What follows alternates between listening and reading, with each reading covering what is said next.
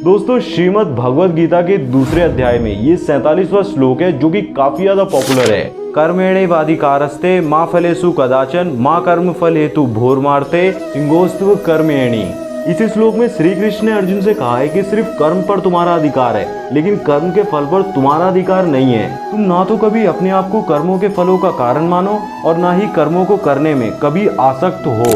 तो दोस्तों, इसमें हमें यही बताया गया है कि आप सिर्फ कर्म करते चले जाओ और फल की बिल्कुल भी चिंता मत करो, उसके बारे में बिल्कुल भी मत सोचो, उस पर आपका बिल्कुल भी अधिकार नहीं होता है। लेकिन आज के टाइम पर ऐसा हो जाए कि आप सिर्फ कर्म करते चले जाओ और फल की चिंता बिल्कुल भी ना करो। ऐसा पूरी तरीके से हो पाना, पूर्णतः ही हो पाना पॉसिबल नहीं लगता है। तो मैं आपको बताता हूँ कि कर्म का जो फल होता है ना, वो भी दो तरीके से मिलता है। जब आप पूरी तरीके से कर्म को संपन्न कर देते हैं, आपके सामने रिजल्ट होता है। जितनी एनर्जी आपने उस कर्म को करने में खर्च करी थी या फिर जितनी मेहनत के साथ आप उस काम को कर रहे थे, उतना आपको फल मिलता भी है या फिर नहीं मिलता है। इसको आप कैसे पता लगाते हैं, इसका आपको कैसे पता चलता है, चलिए जानते हैं। देखो, पहला फल होता है वो आपकी इच्छा के अनुसार मिलता है। मतलब जिस काम को, अगर आप किसी काम को कर रहे थे ना, तो उसी इच्छा को पूरा करने के लिए कर रहे थे।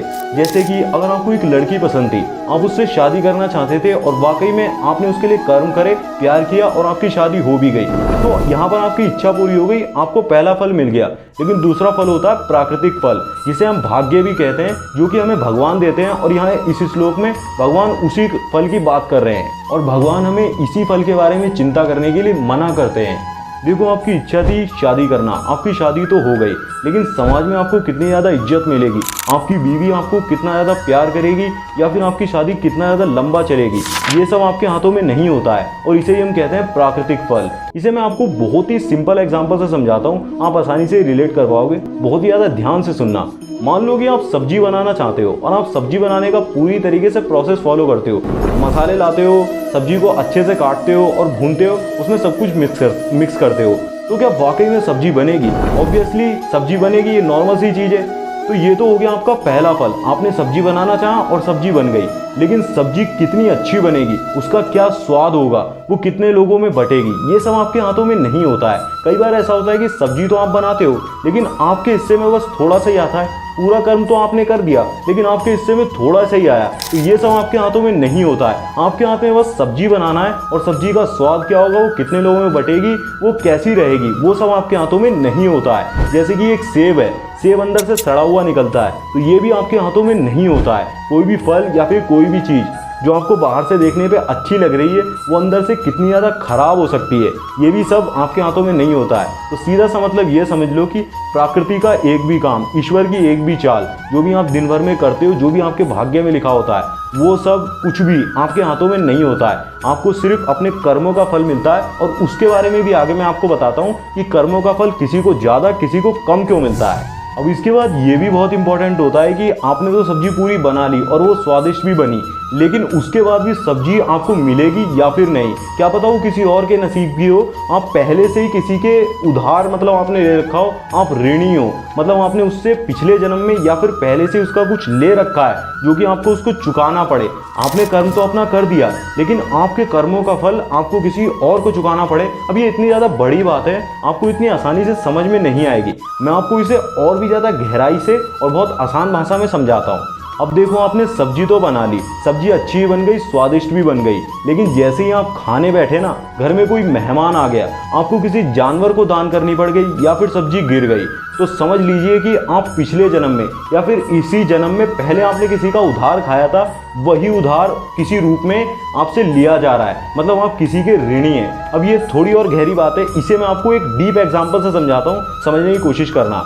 आप अगर अपने आसपास देखोगे ना मोहल्ले में, तो आपको 20-50 लोगों में ये समझ आ जाएगा कि दुनिया में जो लोग होते हैं ना, वो 3 कैटेगरी में डिवाइड हो रखे होते हैं। कर्म के मामले में कर्म का फल कैसे मिलता है, 3 कैटेगरी में वो डिवाइड होता है। फर्स्ट कैटेगरी में वो लोग आते हैं जो कर्म करते हैं और उन्हें उतना ही फल मिलता है, मतलब ना ज़्यादा ना कम। दूसरी कैटेगरी में वो लोग आते हैं जो कि थोड़ा ही कर्म करते हैं, उनको बहुत ही अधिक फल मिल जाता है, मतलब थोड़ी सी मेहनत करने पर उनके पास काफ़ी सारा पैसा, फेम, काफ़ी ज़्यादा सम्मान उन्हें मिलने लगता है।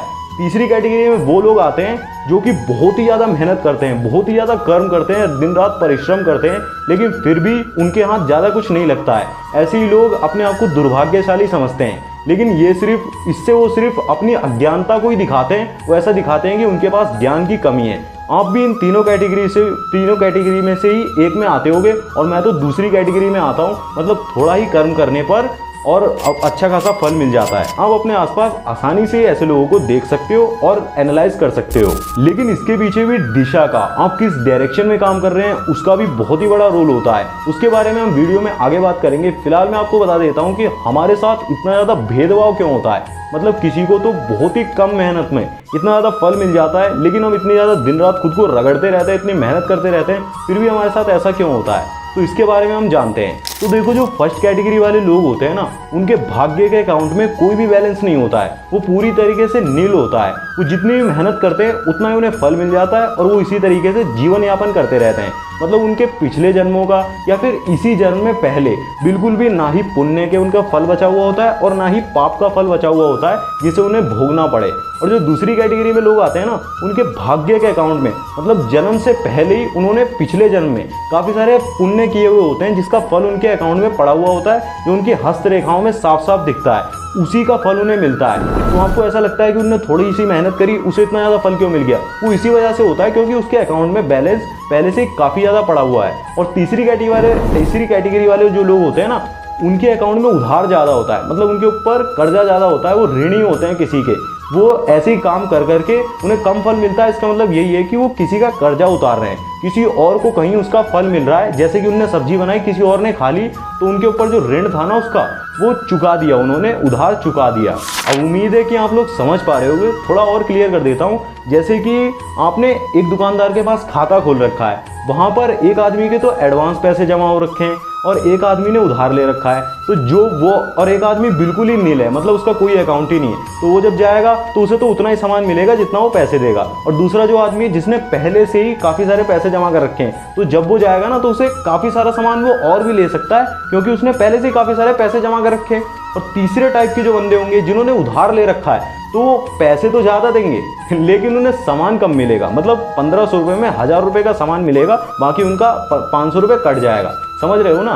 तो यहाँ पर आपको ये चीज़ तो बिल्कुल ही मान लेनी चाहिए, जो कि परम सत्य है। अगर आप किसी लक्ष्य को, किसी गोल को पाने के लिए पूरी तरीके से मेहनत करते हो, अपना जी जान लगा देते हो, लेकिन फिर भी अगर वो लक्ष्य किसी और को प्राप्त हो जाता है आपकी मेहनत से, आपको ऐसा लगता है कि मैंने मेहनत करी थी और उसको वो लक्ष्य क्यों प्राप्त हो गया, क्यों मुझे प्राप्त नहीं हुआ, आप उसमें क्यों सफल नहीं हो पाए, तो आपको ऐसा समझना चाहिए कि आप कहीं ना कहीं उसके ऋणी थे।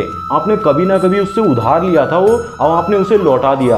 आपको बिल्कुल भी ऐसा नहीं सोचना चाहिए कि ये मेरा दुश्मन है, इससे मुझे बदला लेना है, इसने मेरे को पीछे छोड़ दिया या फिर कुछ नहीं। ऐसा नहीं है। कहीं ना कहीं आपने उससे कभी कुछ लिया था, अब आपने उसे वापसी दे दिया। तो आपको ये समझ लेना चाहिए कि आपने अगर इस जन्म में या फिर पिछले जन्म में किसी का हराम, उधार कुछ भी खाया हुआ होता है ना, तो बिल्कुल भी ऐसा मत समझो कि वो अभी बराबर हो जाएगा। वो कभी ना कभी किसी ना किसी जन्म में किसी ना किसी तरीके से आपको चुकाना ही पड़ेगा। तो जितना ज़्यादा कोशिश हो सके डेट, उधार कम से कम। दोस्तों से तो बिल्कुल भी उधार मत लो। दोस्तों का जो उधार लिया होता है ना, वो 16 गुना वापस देना पड़ता है। ध्यान रखना, 16 गुना आपको चुकाना ही पड़ेगा। तो दोस्ती में तो उधार, जो कहते हैं ना मजाक मजाक में पैसे उड़वा रहे हैं दोस्तों से, वो बिल्कुल भी मत करो। किसी का पैसा ऐसे समझ के बिल्कुल भी मत उड़वाओ कि हराम का है, मतलब उसके पापा ने या फिर उसने जैसे भी कमाया वो हवा में कमा लिया। और इसे ही हम भाग्य कहते हैं, जो कि जन्म से लेकर मरने तक हमारा साथ नहीं छोड़ता है। और जब आप कोई कर्म करते हैं ना, तो आपके कर्मों के फल के अनुसार और आपके भाग्य के अनुसार ही आपको उसका फल मिलता है, जो कि अभी तक मैं आपको डिटेल में समझा चुका हूँ। और ये सब आपकी भाग्य रेखाओं में, आपकी हस्त रेखाओं में लिखा हुआ होता है पहले से ही, जन्म के पहले से ही सब कुछ लिखा हुआ होता है। और जो मैंने आपको बताया था ना कि डायरेक्शन बहुत ही ज़्यादा इंपॉर्टेंट होता है कर्म के फल में, तो उसके बारे में ही बात करते हैं। अब देखो, आपके भाग्य के अकाउंट में आपके पिछले जन्मों के कर्मों का बैलेंस या फिर कह सकते हैं फल शो होता है। उसमें ये दिखता है कि इस बंदे ने पहले से ही इतना ज़्यादा बैलेंस जमा कर रखा है, अगर ये उसी फील्ड में मेहनत करता है तो ये सक्सेसफुल हो सकता है। मान लो कि आपका जो बैलेंस है ना वो बनारस में पड़ा हुआ है, आपकी पेमेंट जो बनारस में पड़ी हुई है, आपने वहाँ पर मेहनत करके बिजनेस खड़ा करा हुआ है पिछले जन्मों में, लेकिन इस समय आप मुंबई जाने की ट्रेन में बैठे हुए हो, तो आप कभी भी बनारस नहीं पहुंच सकते। वहां पर जो पेमेंट पड़ी हुई है उसे उठाकर अपनी लाइफ में यूज नहीं कर सकते, उसके लिए आपको बनारस ही जाना पड़ेगा। इसी तरीके से मान लो कि आपके भाग्य में तो लिखा हुआ था एक चित्रकार बनना, आप पिछले जन्मों में चित्रकार बनने के लिए मेहनत कर रहे थे और उसी में आगे बढ़ रहे थे, उसमें आपने काफ़ी ज़्यादा फल पहले से अर्जित किया हुआ है। लेकिन इस जन्म में आप क्रिकेटर बनने की मेहनत कर रहे हो और उसी में करियर बनाना चाह रहे हो। आपको ऐसा लग रहा है कि आपके अंदर क्रिकेटर की जो क्वालिटी है ना वो बहुत ज़्यादा अच्छी है। लेकिन मैं आपको एक बात बता देता हूँ, अगर आपका भाग्य साथ नहीं दे रहा है तो आप उतनी ज़्यादा सक्सेस अचीव नहीं कर सकते हो जितना आप वो काम करो जो आपका भाग्य पहले से ही बोल रहा है। ये यहाँ पर फैक्ट है, ये आपको मानना ही पड़ेगा। अगर आपके भाग्य में लिखा हुआ है कि आप इस फील्ड में ज़्यादा सक्सेसफुल हो सकते हो, आपने पहले से ही उसमें काफ़ी सारा फल अर्जित करा हुआ है, तो आप उसमें वाकई में सक्सेसफुल होगे। और जो दूसरी फील्ड है उसमें सक्सेसफुल तो होगे, मेहनत करोगे तो कर्म का फल तो मिलेगा ही, लेकिन भाग्य का जो फल होता है वो उतना नहीं मिलेगा। वो आपका बनारस वाला जो बैग है ना वो वहीं पड़ा रह जाएगा और मुंबई जाके आप कमा तो लोगे लेकिन उतना नहीं कमा पाओगे। कुछ भी हो, पैसा हो, फेम हो, सम्मान हो, या फिर वाइफ से जो आपको प्यार मिलता है, या फिर कुछ भी हो समाज में, आपको उतना नहीं मिलेगा। तो इसीलिए आपको अपनी लाइफ में बार बार कर्म करके, काफ़ी सारे काम करके ये पता लगाना होता है कि जो आपका पिछले जन्मों का बैलेंस है ना, कुछ तो आपने पुण्य करा ही होगा, वो आपकी लाइफ में कहाँ पर पड़ा हुआ है। पहले आप उधार चुका देंगे, ऋण जो आपके ऊपर पड़ा होगा वो चुका देंगे, उसके बाद जो बैलेंस होगा ना पुण्य कर्मों का बैलेंस, वो आपको मिलना शुरू हो जाएगा और आपकी लाइफ में आपको ऐसा लगेगा कि अब तो कम मेहनत करनी पड़ रही है, फल ज़्यादा मिल रहा है। अब मैं आपको श्रीमद् भागवत गीता से थोड़ा सा धर्म के बारे में बताता हूँ कि धर्म एक्चुअल में होता क्या है, किस धर्म को हमें फॉलो करना चाहिए, श्रीमद् भागवत गीता में क्या लिखा हुआ है और मैंने अपनी लाइफ में अभी तक क्या सीखा है। चलिए जानते हैं। सबसे बड़ा धर्म होता है इंसानियत। इंसानियत से बड़ा कोई धर्म ही नहीं होता है। अगर आप इंसानियत के विरुद्ध कोई कर्म करते हैं ना, तो आप जिसे भी मानते हैं, भगवान को मानते हैं, ईसा मसीह को मानते हैं, अल्लाह ताला को मानते हैं, या फिर वाहिगुरु को मानते हैं, ये कर्म उसके विरुद्ध होगा। अगर आप इंसानियत को ललकारते हैं, इंसानियत के विरुद्ध कोई काम करते हैं, तो समझ लीजिए कि आप अपने परमात्मा, अपने ईश्वर के विरुद्ध काम कर रहे हैं। सनातन सबसे बड़ा धर्म है, लेकिन 2 मिनट इस बात को ध्यान से सुनना। जो आज के टाइम पर लोग सनातन को फॉलो कर रहे हैं ना, खुद को सनातनी बताते हैं, सनातनी होने का दावा करते हैं, उसमें और जो गीता में सनातन के बारे में बताया गया है उसमें जमीन आसमान का फर्क है। जो आज के टाइम पर लोग भगवा लेके, झंडा लेके, भगवा कलर का, और रोडों पर चलते हैं, लोगों के ऊपर अत्याचार करते हैं, पत्थर बरसाते हैं, कुछ भी करते हैं, मतलब सनातन के नाम पर अखंड भारत बनाना चाहते हैं, ये सब सनातन नहीं है, ये सिर्फ ढोंग है। सनातन का कुछ और ही मतलब होता है जो कि गीता में बताया गया है, और मैं आपको दिखाऊंगा भी, और साथ ही साथ स्क्रीन पर एक स्क्रीनशॉट शेयर कर देता हूं जिसे आप पॉज करके पढ़ भी सकते हैं, और बहुत ही आसान भाषा में समझाता हूं कि सनातन का जो एक्चुअल मीनिंग होता है वो आज की डार्क रियलिटी से कितना ज़्यादा अलग है जिसे आप फॉलो कर रहे हैं। सनातन का मतलब होता है सेवा करना। इंसान के रूप में जो हमारे अंदर भगवान बैठे हुए हैं ना, उनकी सेवा करना, और वो भी निस्वार्थ भाव से सेवा करना। और यहाँ पर तो लोग सनातन के नाम पर खुद को सनातनी बताते हैं और लोगों के गले काटने पर तुले हुए हैं, लोगों को मारने पर तुले हुए हैं। अब मैं आपसे एक सवाल पूछना चाहूँगा कि क्या आप धर्म के नाम पर जिसका गला काट रहे हो उसके अंदर ईश्वर नहीं है, उसके अंदर वो नहीं है जिसकी आपको सेवा करनी है? आप सनातन को फॉलो कर रहे हो, या फिर सिर्फ आप अपने धर्म को, अपना एजेंडा पूरा करने के लिए, राजनीति करने के लिए अपने हिंदुइज्म को ऊपर उठाना चाहते हो? क्या ऐसा ही है? क्या फिर आप वाकई में सनातन के मतलब को समझकर उसे आगे बढ़ाना चाहते हो, जिसका मतलब होता है सेवा करना? तो सनातन धर्म यही कहता है कि भले ही मरने की नौबत क्यों ना आ जाए, लेकिन आप कभी भी जो अन्याय हो रहा होता है ना, उसको ये समझ के नहीं कि ये दूसरे धर्म का है, इस पर अन्याय हो रहा है तो सही है, नहीं। जो महाराज छत्रपति शिवाजी थे, उन्होंने भी एक मुस्लिम महिला पर अत्याचार होने पर उसे तुरंत से ही रोका था। आपको भी ऐसा करना है, सिर्फ इंसानियत के नाते, कोई भी धर्म नहीं। एक डॉक्टर होता है, वो कभी भी आपसे ये नहीं पूछता है कि आप क्यों इलाज कराने आए हो, आप वाकई में सनातनी हो या फिर नहीं, वो कभी भी नहीं पूछेगा, या मुस्लिम हो, वो सिर्फ आपका इलाज करेगा। और आपका भी धर्म यही होता है, और आप भी कभी डॉक्टर से ये नहीं पूछोगे कि आप मुसलमान हो, हिंदू हो, या फिर ईसाई हो, सिख हो, क्या हो। आपको सिर्फ उस समय इलाज कराने की पड़ी होती है, जब आप प्यासे हो तो आपको कोई भी पानी पिला रहा हो, सिर्फ आपको पानी पीना होता है। तो आप ये बात ध्यान से सुनो, आपको सिर्फ इंसानियत को सबसे ऊपर रखकर चलना है, तभी आप समझ लो कि आप सनातन को फॉलो कर रहे हो, आप सेवा भाव से चल रहे हो। और सेवा किसकी? भगवान की, जो कि इंसान के अंदर बैठा हुआ है। अगर आप किसी का भी गला काट रहे हो तो समझ लो आप उस ईश्वर का, उसके विरुद्ध जा रहे हो, उसका गला काट रहे हो। अब आप किसी भी प्रोफेशन में हो, आप एक टीचर हो, स्टूडेंट हो, इंजीनियर हो, साइंटिस्ट हो, या फिर एक कुछ भी काम करने वाले क्यों ना हो, अगर आप भगवान को साक्षी मानकर, मतलब ऐसा सोचकर काम करते हो कि मैं भगवान के लिए काम कर रहा हूँ, और पूरी श्रद्धा से, निस्वार्थ भाव से काम करते हो, तो इसका मतलब आप सनातनी हो, आप सनातन को फॉलो करते हो। इनडायरेक्टली आप भगवान की सेवा ही कर रहे हो।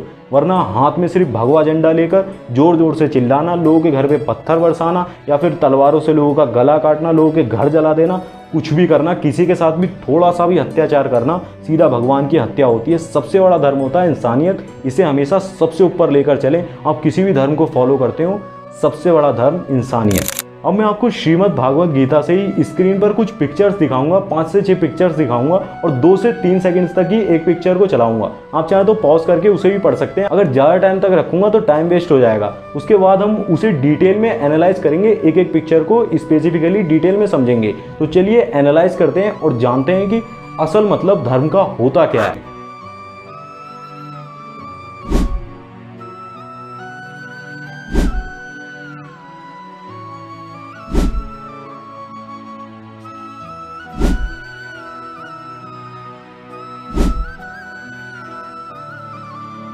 तो अब हमें पहली पिक्चर में ये दिखाया गया है कि अगर कोई इंसान मर जाता है ना, अपना शरीर छोड़ता है, तो हमें कभी भी ये नहीं सोचना चाहिए कि वो पूरी तरीके से नष्ट हो जाता है या फिर खत्म हो जाता है। नहीं, बल्कि आत्मा जो होती है वो अमर होती है, जिसका ना आदि होता है ना अंत होता है। जो आत्मा होती है ना, वो कपड़े की तरह, जैसे एक कपड़ा पुराना हो जाता है, नेक्स्ट कपड़ा बदल देते हैं, दूसरा कपड़ा पहन लेते हैं, इसी तरीके से वो एक कपड़ा खत्म होने पर, पुराना होने पर दूसरा कपड़ा पहनती है, दूसरा शरीर चेंज करती है। और जिस तरीके के आपके कर्म होते हैं, आपके अकाउंट में जिस तरीके का बैलेंस पड़ा होता है ना, पुण्य या फिर पाप, उसी के हिसाब से भगवान आपको नया शरीर देते हैं। फिर आपके दूसरे जीवन की जो यात्रा है ना, वो शुरू होती है, आत्मा दूसरे शरीर में चली जाती है। तो आपको कभी भी ये नहीं सोचना है जो मर गया वो हमेशा के लिए खत्म हो गया। आपने अगर उससे उधार लिया हुआ होगा, कुछ उसके साथ बुरा करा होगा, तो वो नेक्स्ट जीवन में आके अगले जीवन में जन्म लेकर आपके साथ वो बदला लेगा जरूर। अब ये जो दूसरी पिक्चर है ना, ये बहुत ही ज़्यादा इंपॉर्टेंट है। इसकी डेफिनेशन को एक बार ध्यान से सुनना। जो आत्मा होती है ना, वो शरीर रूपी रथ पर सवार होती है। मतलब हमारी आत्मा हमारे शरीर पर सवार होती है, जो कि हमारे जीवन को आगे बढ़ाने में मदद करता है। मतलब जो आत्मा होती है ना उसकी एज कभी बढ़ती है और ना ही घटती है। हमारी मृत्यु तक हमारी आत्मा उतनी ही रहती है, बस हमारा जो शरीर होता है ना उसकी एज बढ़ती है।